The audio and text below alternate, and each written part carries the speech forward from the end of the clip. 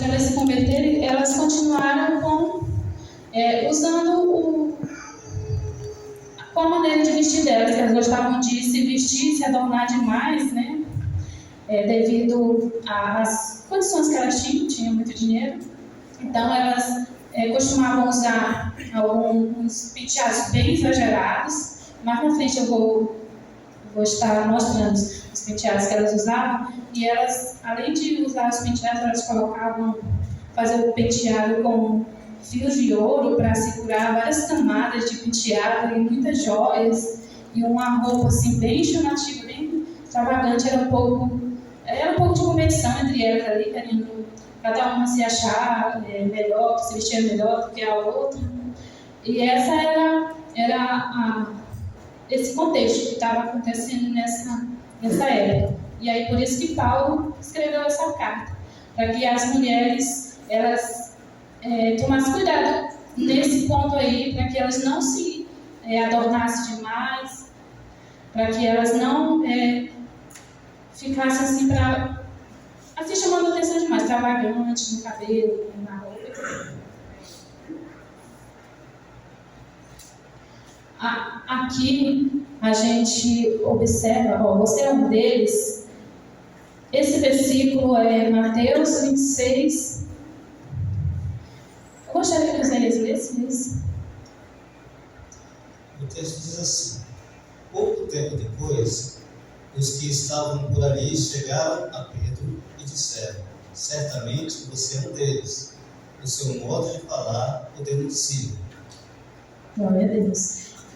Esse versículo ele nos fala que a forma como Pedro falava, como ele agia, as pessoas conheciam que ele era um deles, um dos judeus, um dos cristãos. Então, a forma deles, a gente via, né? Só de observar ele, a gente via. E é isso que Deus ele quer para nós hoje. Ele quer que nós façamos a diferença. Desde o princípio, Deus sempre instituiu leis para que nós fosse diferente, para que nós nos diferenciassem do mundo, dos pagãos. Por isso que Ele instituiu leis e foi passando para o seu povo. Deus tem instituído que o seu povo seja separado do mundo, de modo que o mundo possa propriamente identificar os verdadeiros cristãos. Deus separou os israelitas das demais nações, em todos os aspectos, social, cultural, por exemplo, na alimentação, na vestimenta, nas práticas agrícolas, nas cerimônias de culto. Uma pessoa poderia identificar de forma clara se a pessoa era de fato um judeu, após uma breve observação. Como diz ali no versículo, né? Pedro estava ali perto da fogueira, veio uma serva e falou: olha, você é um deles. O seu jeito de falar, a sua forma de agir, mostra que você é um deles. E é isso que Deus quer, que as pessoas lá de fora, lá do mundo, elas vejam que nós somos diferentes, para nós não parecer. Glória a Deus. Aleluia. Os judeus têm sobrevivido como a única raça antiga da Bíblia, mantendo a sua herança cultural e religiosa, justamente por causa dessa diferenciação que Deus estabeleceu para o seu povo. Os judeus mantiveram a sua identidade cultural, mesmo estando no cativeiro da Babilônia por 70 anos. A razão disso está no fato das leis de Deus os terem separado das outras nações e preservado a sua identidade. Aí a gente observa, né, que por mais que eles tiveram que passar por muitos momentos difíceis, a gente sabe que na Babilônia não foi fácil, eles sofreram muito, foram tentados a se desviar, mas eles mantiveram a sua identidade. Do mesmo modo, para os cristãos existirem como um grupo escolhido de pessoas, devem haver pontos de separação nos aspectos internos e externos. Aqui é para nós, né, hoje, que nós também devemos ser dessa forma, nós devemos nos diferenciar. tanto nos aspectos externos, né, que é na nossa roupa, na nossa maneira no nosso cabelo, na nossa maneira de agir, e também no nosso interior, porque não adianta de nada a gente estar toda vestida, toda bonita assim por fora, mas por dentro não está tão bom assim, né? Glória a Deus. Aleluia.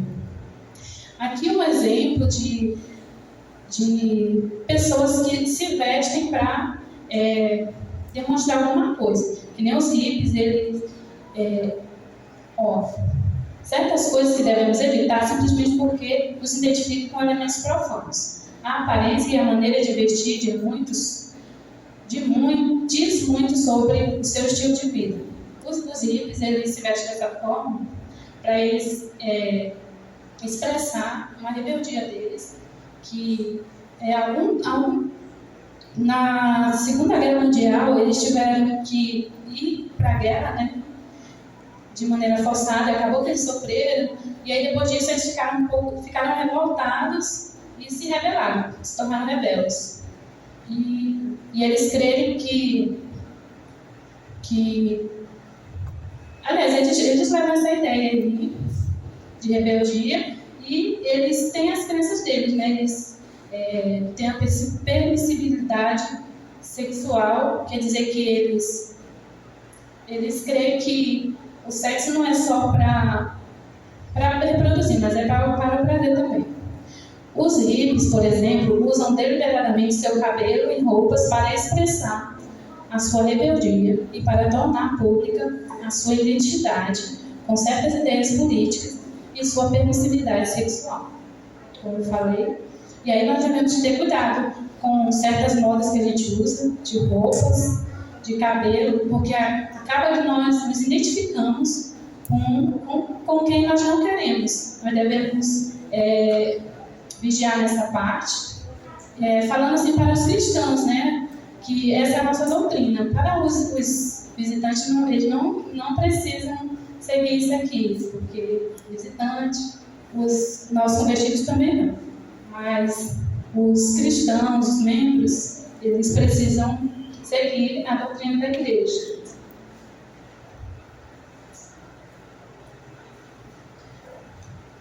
Pode ler, Cícero, por favor.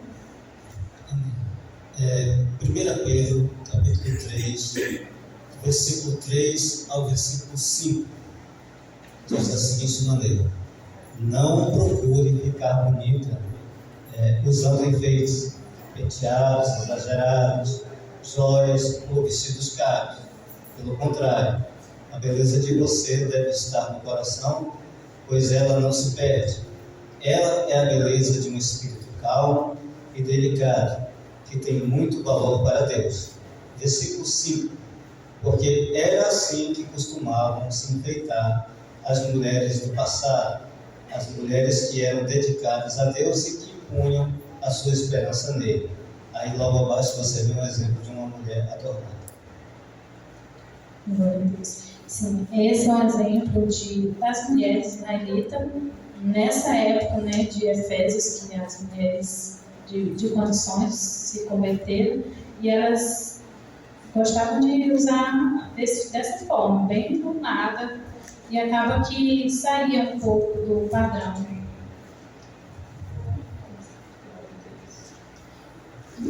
Aqui eu vou falar um pouco da falsa modéstia. De nada adianta estar coberto da cabeça aos pés e ter atitudes que levam ao pecado ou à hipocrisia.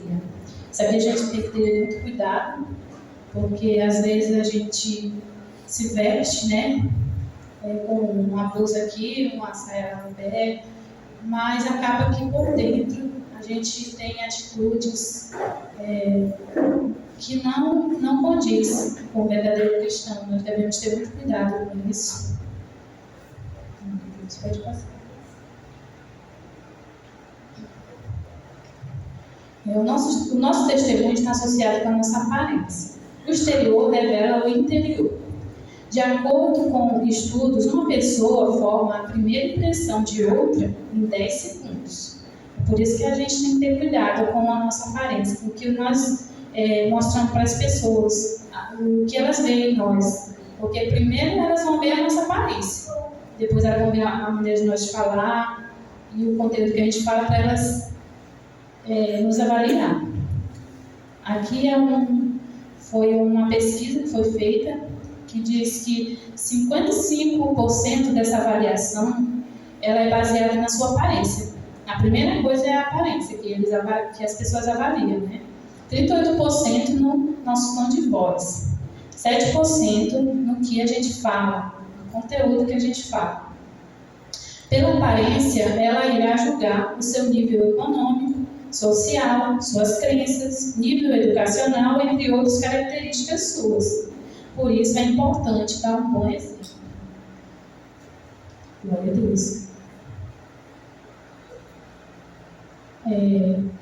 O povo de Israel ele era diferente das outras nações, né? Deus sempre quis diferenciar eles em todos os aspectos, no cabelo, na barba, na maneira de vestir. Deus ele queria que fosse separado, que fosse diferente. Na comida também. O povo de Israel era diferente das outras nações. Por exemplo, os homens pagãos tinham o costume de cortar o cabelo redondo e aparar a barba como que ia desenhando no rosto. Não podemos considerar isso pecado. Porém, Deus queria que os homens israelitas não se parecessem com estes homens de outras nações pagãs.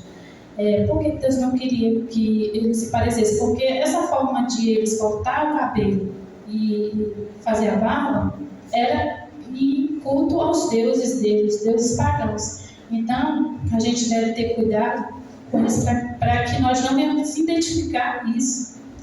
E também, hoje em dia, na nossa igreja, na doutrina sobre a barba, nós não adotamos a barba porque, há algum tempo atrás, né, na cultura do Brasil, tinha alguns homens de má fama,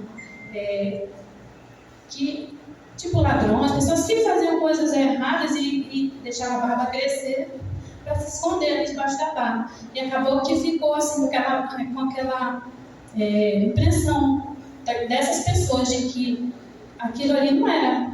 Quando uma pessoa estava deixando a barba crescer, ela estava querendo esconder alguma coisa. E aí ficou, na cultura do Brasil ficou isso. Por isso que hoje em dia nós não adotamos a barba para que nós não venhamos parecer, né, não ter essa aparência do mal.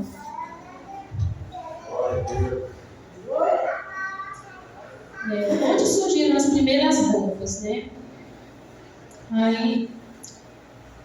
Onde surgiram as primeiras roupas e qual é o seu objetivo?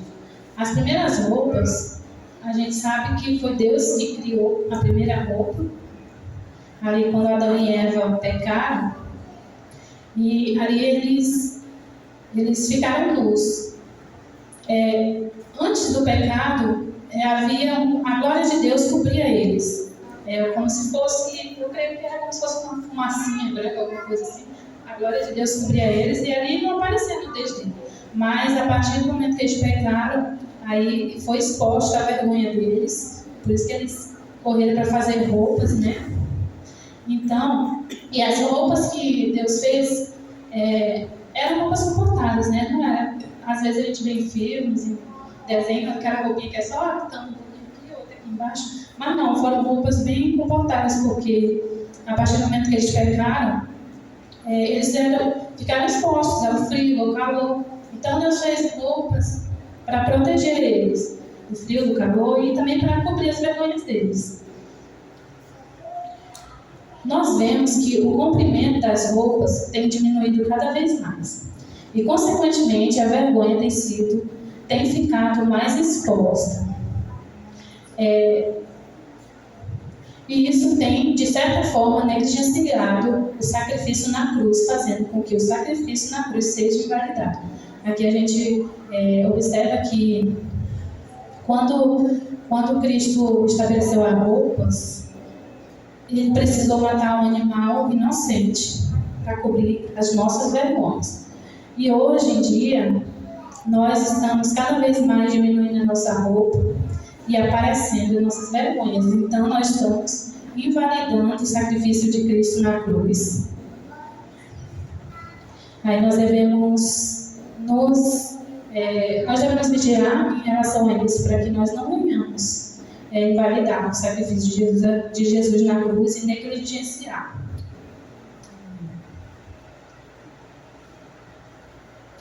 São as nossas boas obras que vão glorificar a Deus. As nossas roupas não vão definir a nossa santidade, mas a nossa santidade vai definir as nossas roupas. Glória a Deus.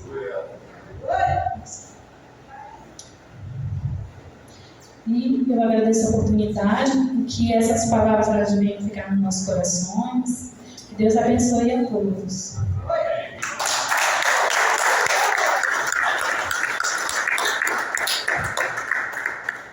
Glória, glória ao nosso Senhor Jesus Cristo.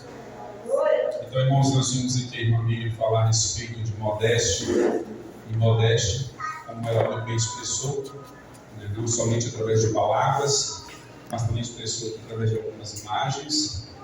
E para que fique mais pedagógico, para que fique algo mais assimilável em todos nós, tá? Para que nós possamos entender aonde nós estamos inseridos, que igreja a qual eu pertenço, que corpo é este que eu estou ligado. Então nós estamos ligados em um só corpo. Esse corpo é o corpo do Senhor Jesus Cristo. E quando nós entendemos que o corpo ao qual nós estamos ligados, né, nós entendemos que esse corpo, sendo o corpo de Jesus Cristo, o corpo dele tem que ser um corpo de modéstia, tem que ser um corpo no qual se apresenta com santidade. A irmã Miriam falou bem interessante, não são as nossas vestes que definem a nossa santidade, mas é o nosso interior, revestido pelo Espírito Santo. Ele vai fazer com que o nosso exterior reflita essa santidade através de tudo aquilo que nós fazemos e usamos. Amém? Teríamos mais um aluno nessa noite, porém houve imprevisto ultimamente e ele já não faz mais parte agora da turma do IBA. E o conteúdo dele, eu vou falar um pouco, bem breve, a respeito do conteúdo dele. E o mês que vem nós temos o último aluno do IBA falando um pouco também a respeito da sã doutrina. Amém? Então, para ficar completo, eu vou falar um pouco aquilo que o nosso querido e amado irmão, que era aluno, ia falar, ministrar, em nome de Jesus. Eu gostaria de iniciar com uma leitura, Evangelho de João, capítulo 20, versículo 22. Vai ser bem breve, vai ser uma explanação bem breve a respeito desse tema, porque o tempo é muito curto. Nós precisaríamos pelo menos 1h30 para nós estudarmos aqui com mais profundidade, a esse respeito aqui. Evangelho de João, capítulo 20, versículo 22 e versículo 23. Veja bem a leitura da qual nós vamos iniciar para nós entrarmos no conteúdo seguinte e aproveitando já o conteúdo que foi ministrado aqui pela irmã Miriam sobre modéstia nesta noite. Diz assim, versículo 22 e 23 do Evangelho de João. Depois soprou sobre eles e disse: recebam o Espírito Santo. Se vocês perdoarem os pecados de alguém, esses pecados são perdoados. Mas se não perdoarem, eles não são perdoados. Amém? Podemos aceitar em nome de Jesus? Observe bem, o tema qual já foi discorrido foi sobre modéstia, e muito bem explanado. E o tema a seguir agora é sobre o uso de joias, tá? Uso de joias. Por que eu li primeiro esse versículo aqui? Aonde é que eu quero chegar? É porque existe uma conversa, irmãos, igreja, preste bem atenção, e essa conversa, ela tem pairado suavemente sobre a cabeça da igreja, dizendo da seguinte forma: usos e costumes não está na Bíblia. Usos e costumes é doutrina humana. Usos e costumes não tem nada a ver. É isso que paira sobre a cabeça da igreja. Mas sim, eu começo dizendo que usos e costumes é uma doutrina da qual saiu de fato do coração do homem, porém dada por Deus. Primeiro ponto. Mas como assim, irmãos? Deus, veja só, quando ele estava vestido em carne entre os homens, ele ensinou, ele ministrou, ele pregou, mas só que em um determinado momento ele partiu para a glória, porque assim era necessário, para que o Espírito Santo fosse nos dado. Mas só que algo bem interessante na história da humanidade acontece aqui no capítulo 20, versículo 22 e 23. Que é ele já estando em um corpo de glória, ele sopra sobre os ministros o seu Espírito Santo. Ele aqui institui, observe bem para depois nenhum de nós falarmos ao contrário. Ele institui categoricamente autoridade aos homens de Deus, que aquilo que eles ligarem na terra será ligado no céu, aquilo que desligarem na terra será desligado no céu. O pecado que ele estiver diante, se ele disser, os teus pecados estão perdoados, os pecados serão perdoados. Mas também se ele não perdoar, aqueles pecados não serão perdoados. Olha a autoridade que Deus coloca sobre os homens de Deus, sobre seus ministros. Então, tudo aquilo que a igreja pentecostal, não vou dizer outra, vou dizer a igreja pentecostal unida no Brasil, a qual foi estabelecida aqui através de missões pelos Estados Unidos da América, enviando homens corajosos para desbravar este país, homens que foram enviados e revestidos do Espírito Santo chegaram até aqui, pregando essa doutrina, da qual nós estamos pregando.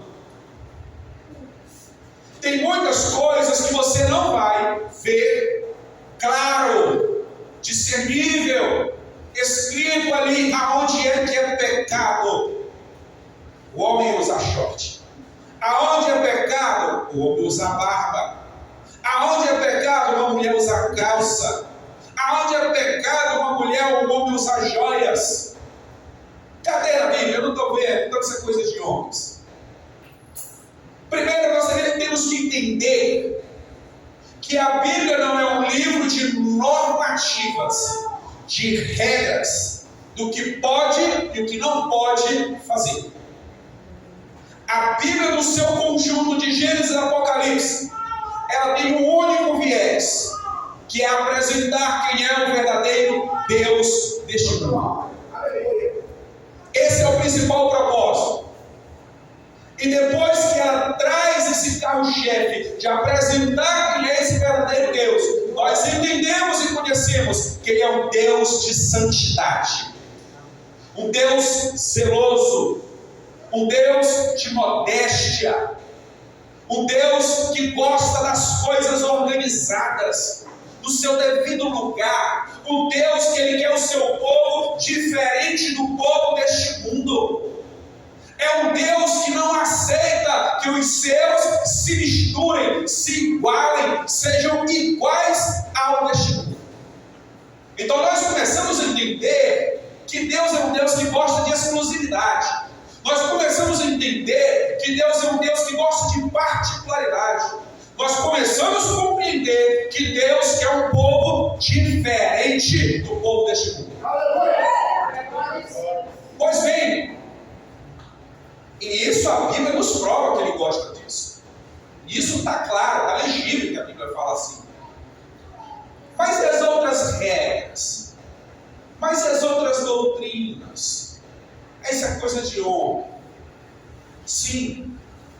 Os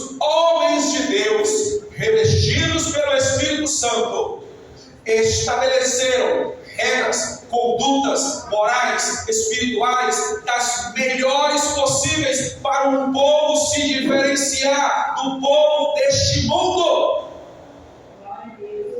Então, quando existe uma doutrina base, quando existe uma doutrina da qual nós temos pregado, nós temos ministrado nesses últimos dias, é porque homens de Deus, revestidos pelo Espírito Santo, do qual Cristo soprou sobre eles aqui, e através de geração em geração, essa mesma unção tem sido repassada, transmitida a esses homens até os dias atuais.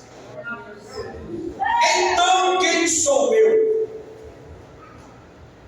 Quem sou eu, mero homem mortal, para ir contra o discernimento do Espírito Santo dado aos homens de Deus, para poder ministrarem, ensinarem essas doutrinas? Quem sou eu? Não sou ninguém para ir contra, desfazer, colocar remendos, fazer atualizações. Não sou ninguém para isso. Porque o Espírito Santo instituiu na vida desses homens para saberem ter um olhar sensível, para identificar qual o melhor caminho, qual a melhor maneira de viver, para uma igreja permanecer justa, santa, imaculada, sem ruga, sem manchas, diferente deste mundo. Então não adianta dizer é do homem, sim, é do homem, mas é dos homens de Deus. São doutrinas ensinadas pelos homens de Deus. São doutrinas instituídas pelos homens de Deus. Porque Ele mesmo deu o Espírito Santo para eles. Se eles podem desligar aqui na terra qualquer um de nós, se eles podem ligar qualquer um de nós aqui nessa terra e assim se repetirá no céu, se eles podem ter o poder de perdoar pecados, assim como Cristo perdoou pecados de muitos quando estava nessa terra, eles não podem instituir condutas, maneiras sadias e santas de viver? É óbvio que podem. É óbvio que podem. Então, irmãos, nós temos que ter muito cuidado com determinadas falas de rebeldias, com determinadas falas de apostasias. Nós temos que ter cuidado com determinados pensamentos que querem perverter e converter aquele ensinamento santo, puro e agradável, do qual Deus colocou sobre a sua igreja. Não é porque estamos em 2024, irmãos, igreja, que agora nós vamos nos entregar à apostasia, vamos nos entregar aos desejos, vamos nos entregar às vaidades. Não. Pode ter tecnologia o tanto que tiver, pode ter o tanto de moda que tiver, pode ter qualquer tipo de coisa que surja no presente século, mas a igreja não se dobra diante de tais costumes. Ela se mantém, se manterá firme até o último dia. Pois bem, para que eu não passe, agora nós vamos lá para Êxodo 12. Fiz só uma introdução para a gente entender que usos e costumes é doutrina sim, sã, e advém do coração de Deus e vem ao coração do homem. Êxodo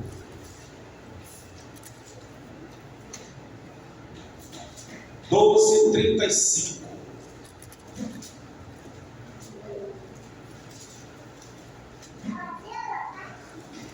Êxodo 12, 35 e 36. Olha só o que diz aqui, ó. Os israelitas fizeram como Moisés havia ordenado e pediram aos egípcios joias de prata e de ouro e roupas. Bom, primeiro ponto aqui, eu quero que você entenda, porque a leitura tem que ser feita com muito cuidado, com muito discernimento, com muita coerência. Eles, os israelitas, os que estavam sendo escravos no Egito, tá? Fizeram como quem disse, como quem mandou? Moisés. Moisés ordenou e eles obedeceram. Preste bem atenção. Como Moisés havia ordenado. Mas quem era Moisés? Moisés é o grande legislador. É o grande libertador. A quem Deus escolhera. Estava lá para as terras de Midian, e Deus escolhera ele para que fosse no Egito com mão forte e libertasse o seu povo.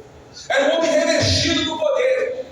Era um homem que trouxe consigo sinais, prodígios e maravilhas.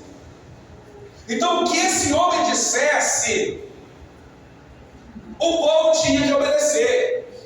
Porque Deus falava através dele. Deus demonstrava o seu poder através daquele homem. Então o povo obedeceu.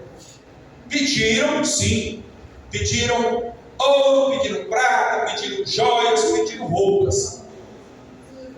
Se, agora o versículo seguinte.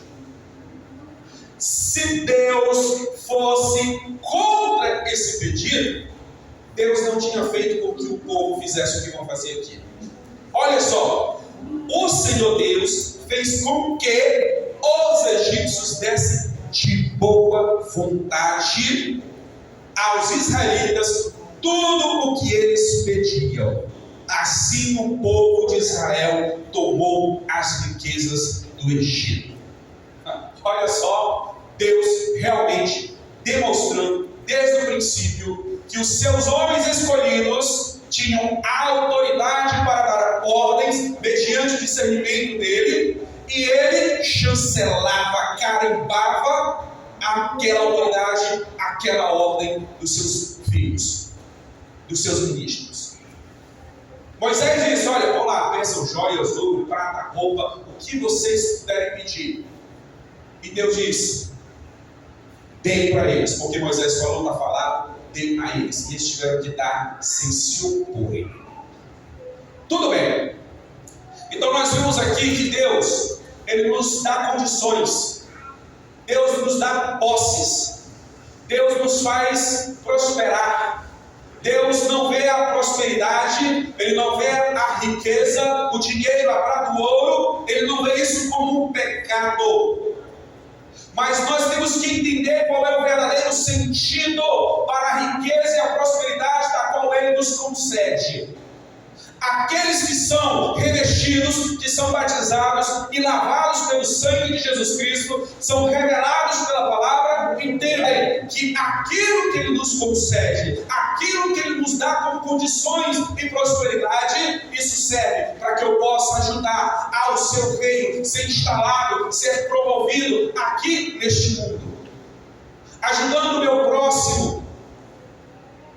Eu cito uma frase de um certo autor, que ele diz o seguinte, eu sempre falo isso no livro, ele diz o seguinte: ganhe quando puder, economize quando puder, mas depois doe o quanto puder. Nós temos que saber administrar aquilo que nós temos, não para nós mesmos, mas para o próximo. É investimento no próximo. Então nós vemos que Deus deu posses ao seu povo, e Ele consentiu em dar essas posses de um povo escravo, agora um povo rico, um povo abastado, um povo cheio de prosperidade. Olha só a diferença, olha só o que Deus faz na vida do seu povo. Deus é assim, irmãos. Deus, Ele age assim. E Deus tem nos dado prosperidade. Deus tem nos colocado em posições nobres. Deus tem enchido os nossos celeiros. Deus tem nos dado a saúde. Deus tem nos dado muitos anos de vida. Deus tem abençoado nossa casa, nosso lar. Tem nos dado posições em determinados empregos, em determinados trabalhos. Mas sabe o que acontece? Quando nós adquirimos determinadas posições e que nós não temos discernimento com isso, é o que nós vamos ver na sequência. Êxodo 32. Aproveite o mesmo livro que você está aí. Vai lá, Êxodo 32.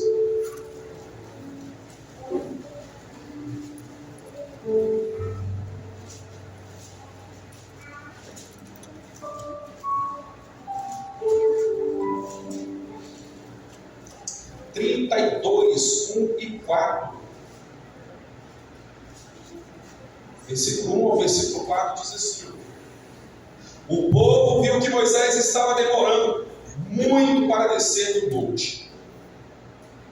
Então eles se reuniram em volta de Arão e lhe disseram: sabemos o que aconteceu com Moisés, aquele homem que nos tirou do Egito. Portanto, faça para nós deuses que vão à nossa frente. Arão lhes disse: tirem os brincos de ouro que as suas mulheres, os seus filhos e as suas filhas estão usando e traga para mim. Então os israelitas tiraram das orelhas os brincos de ouro e os trouxeram a Arão. Ele pegou os brincos, derreteu-os, derramou o ouro dentro de um molde e fez o quê? Um bezerro de ouro. Então disseram o povo de Israel: estes são os nossos deuses que nos tiraram do Egito. Observe só. Deus deu condições a este povo.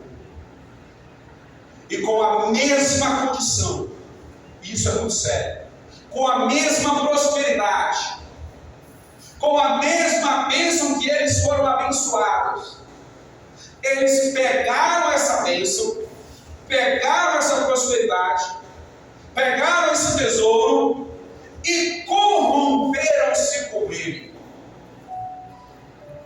Sim, corromperam-se com aquilo que Deus lhe dera.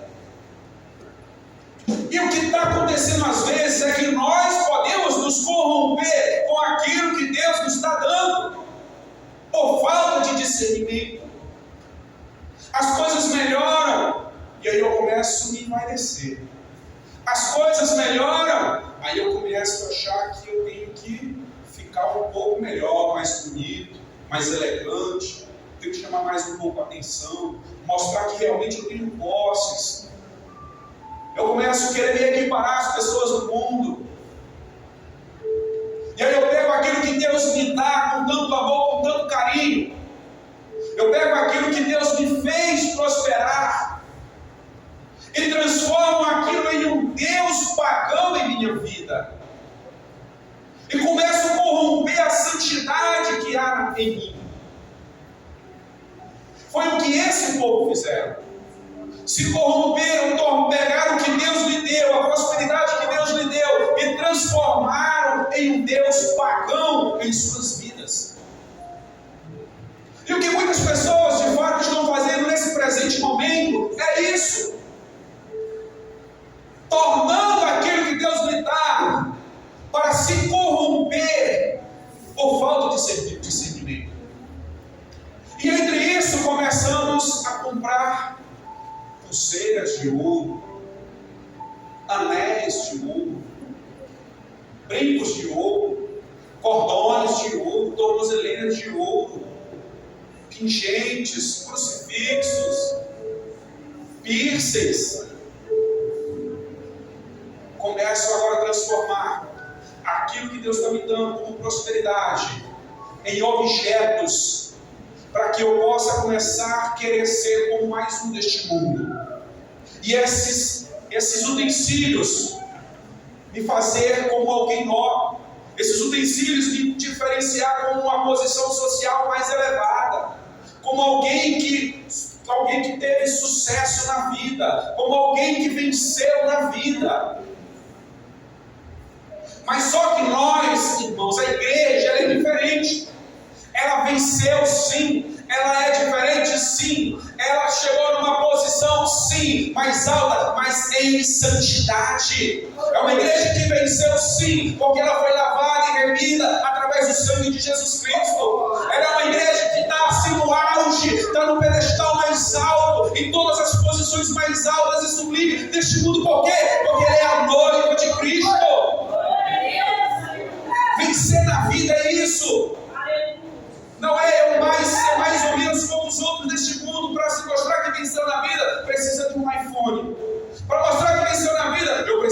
belo de um carro. Para mostrar que venceu na vida, eu preciso de uma mansão.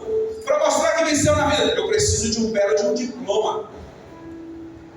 Eu preciso de joias. Eu preciso de roupas caras, de perfumes importados. A igreja, para mostrar que venceu na vida, ela tem que ser uma igreja que mantenha a santidade, a pureza e a perfeição.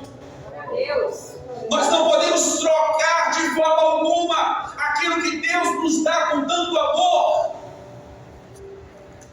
por coisas deste mundo. Transformar o que Ele nos dá em deuses pagões em nossas vidas. E foi isso que o seu povo fez. Mas só que veja bem, Êxodo ainda agora 33, 4 e 6, olha só. 33, o 4 e o 6.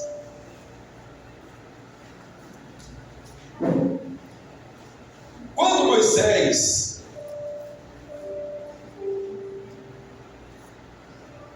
glória a Deus. Quando Moisés deu essa mensagem aos israelitas, eles começaram a chorar.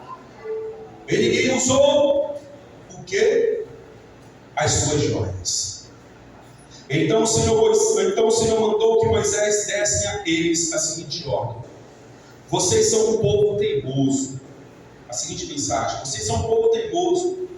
Se eu fosse junto com vocês, mesmo que fosse por apenas um momento, eu os destruiria completamente. Agora tirem as suas joias e eu vou resolver o que fazer com vocês. Observou bem o que aconteceu.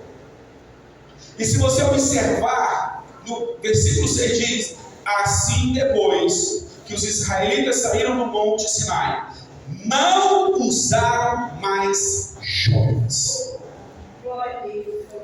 É o que diz o texto. Eles viram que pecaram, porque usaram o que Deus lhe dera para poder fazer deuses pagões. Eles viram que se corromperam com aquilo que Deus lhe deu para poder adorar outros deuses. Deus se irou. Por que Ele se irou? Porque Ele quer exclusividade. Porque Ele é um Deus de santidade. Ele é um Deus que quer um povo separado. E quando diz que santidade é separação, significa que nós já somos santos e por isso Ele nos separa. Ele não nos separa para ser santos, mas Ele nos separa porque somos santos. Então Ele disse: tirem as joias, porque isso faz vocês se corromperem. Tirem toda essa prosperidade aí, porque isso faz vocês se corromperem. E a partir daquele momento, eles se arrependeram e eles não usaram mais. Mas só, veja bem, já vamos lá para Isaías. Vamos lá para Isaías, capítulo 3. E eu vou lhe explicar o contexto desse capítulo aqui. Capítulo 3, vamos pegar a partir do versículo 16 ao 26, mas essa leitura rápida. Do 16 até o 26.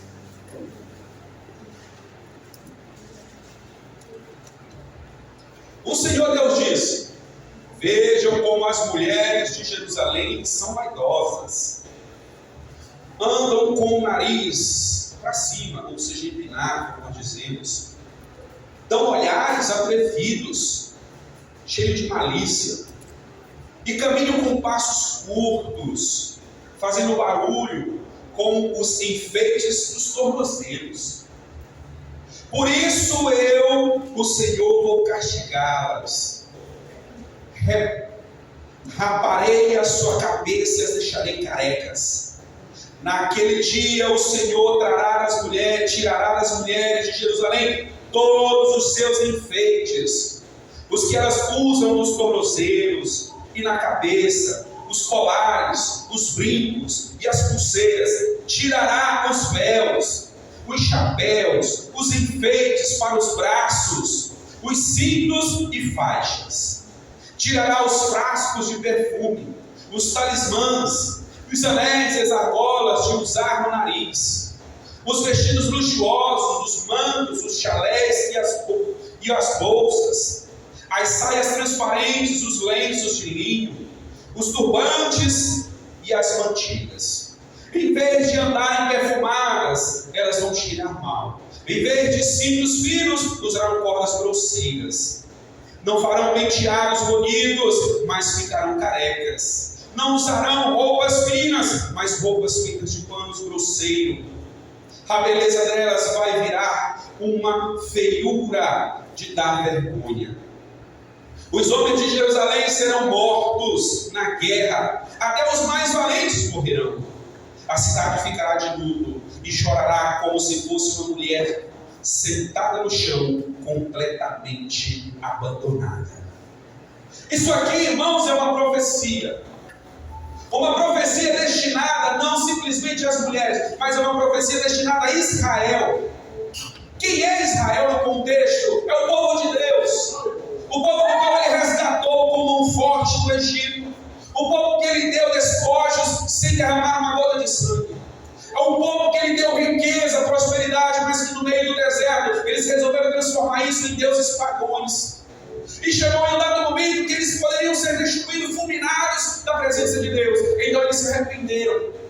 E daquele dia eles tiraram esses objetos, essas joias, como sinônimo de arrependimento.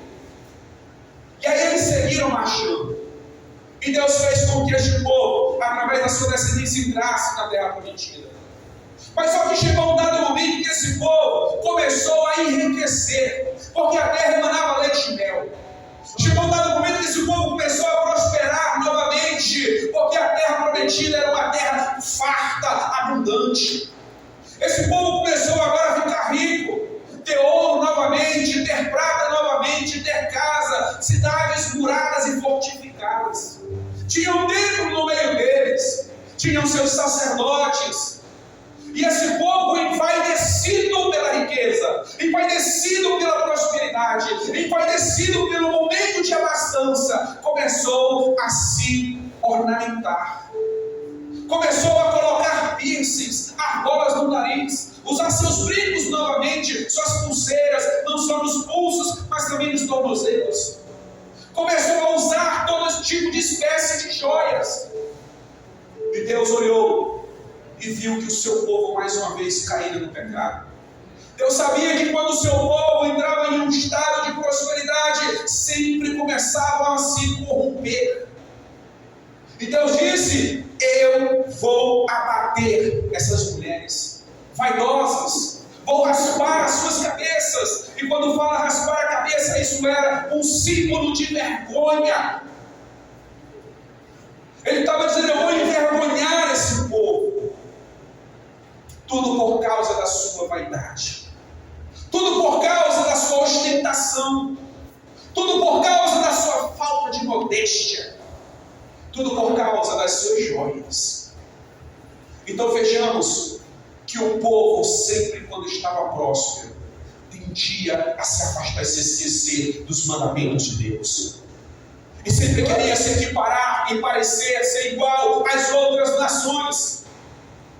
E isso foi tão forte que eles rejeitaram a forma de governo. Nós queremos reis como os outros povos têm reis. A gente vê que nós temos uma determinada característica de querer viver a cultura que não é a cultura do povo de Deus. Nós temos uma determinada característica de sempre, quando está na prosperidade, começar a ter uma altivez, empinar o nosso nariz, querer mudar a forma de falar, a forma de andar, começa a modificar-se. Nem querer às vezes pegar na mão de todo mundo para dar paz ao Senhor não quer. Às vezes seleciona quem quer dar paz ao Senhor. Aquele que ele não quer, ele tenta passar despercebido. É assim que lamentavelmente a sociedade e as pessoas se comportam. Mas só que nós somos uma igreja, nós somos o corpo de Cristo. Nós somos uma igreja santa, uma igreja que é uma atalaia, uma igreja que é remanescente, uma igreja que não se curva diante do modismo desse mundo, uma igreja que não se curva diante de determinadas posições neste mundo, uma igreja que não se curva diante de prosperidade nesse mundo, uma igreja que se louva a prosperidade que Deus nos dá, e a forma que nós louvamos essa prosperidade é para investir no reino de Deus, mesmo. Então, observe que de forma rápida o contexto que está as joias, o contexto que está a riqueza e a prosperidade. E aí eu cito aqui 1 Timóteo e 1 Pedro, que a irmã Miriam muito bem citou, que nós temos que ter bons exemplos. 1 Pedro 3 e 1 Timóteo 2. Os filhos de Deus não estão aqui para chamar a atenção para si, mas para Deus. Não é nos seus cabelos suntuosos, nas suas roupas extravagantes, não é nas joias, não é nos relógios de ouro, não é nas alianças suntuosas que inventaram agora até aparadores de aliança, só para ornamentar mais ainda os nossos dedos. Tudo isso é extrema vaidade.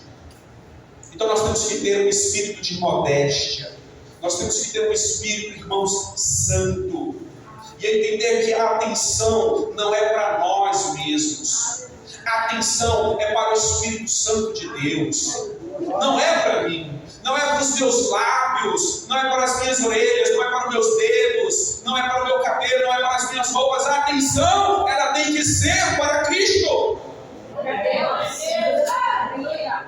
Mas a nossa vaidade é tão exacerbada que nós queremos nos ataviar, nos ornamentar, para que as pessoas nos reconheçam como pessoas bem-sucedidas. A nossa boa sucessão, ela tem que ser na santidade. Não existe maior tesouro que nós possamos dizer que temos. Salvação é o nosso maior tesouro.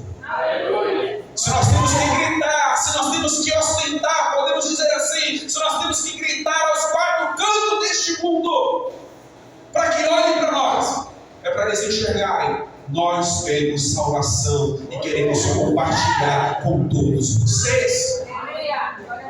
Não é o nosso modo de vestir, não, irmãos. Não é nos atavios. Nós temos que ter esse cuidado, nós temos que nos policiar quanto a isso. Não podemos nos entregar aos costumes desse mundo.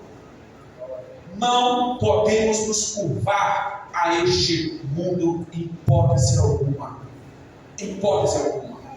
Vamos ter muito cuidado, irmãos e irmãs. Muito cuidado com a sensualidade. Porque quando fala aqui a respeito do cabelo, quando fala aqui a respeito de véu, fala a respeito justamente que a mulher que usa véu está dentro também de um contexto que ela não deveria atrair a atenção de outros homens para si, a não ser a do seu cônjuge, a não ser a do seu esposo. Então ela deveria se vestir de forma decorosa, santa, justa, com modéstia. A sua beleza ela tinha que ser resguardada ao seu esposo. A sua sensualidade tinha que ser resguardada ao seu marido. A do esposo, da mesma forma, a sua esposa. Mas o que nós estamos observando, lamentavelmente, homens e mulheres espairando por aí, derramando por aí sensualidade. Vista-se com sensualidade lá nas quatro paredes, com seu cônjuge. A tua sensualidade tem que ser para ele ou para ela. Não é para um terceiro, não é para uma terceira. Evite sim roupas curtas, roupas coladas no corpo, tanto faz homem como mulher. Resguarde-se, contenha-se, tem moral espiritual. Não é bonito, é indecoroso. Tem pessoas que se sentem envergonhadas com isso. Não é belo, não é belo. Então que nós possamos ser recatados espiritualmente, que possamos entender que Deus quer que nós possamos ser um povo diferente, santo, justo, porque nós representamos a noiva. A noiva não é uma prostituta, a noiva não é manchada, a noiva não veste de forma indecente, a noiva não precisa se adornar com joias, mas o seu adorno é santidade. Amém? Agradeço em nome de Jesus Cristo, pastor, com o microfone, em nome de Jesus.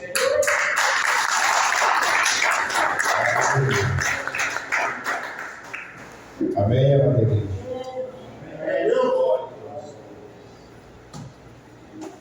Parece que eu vou lá no seco, né, irmãos?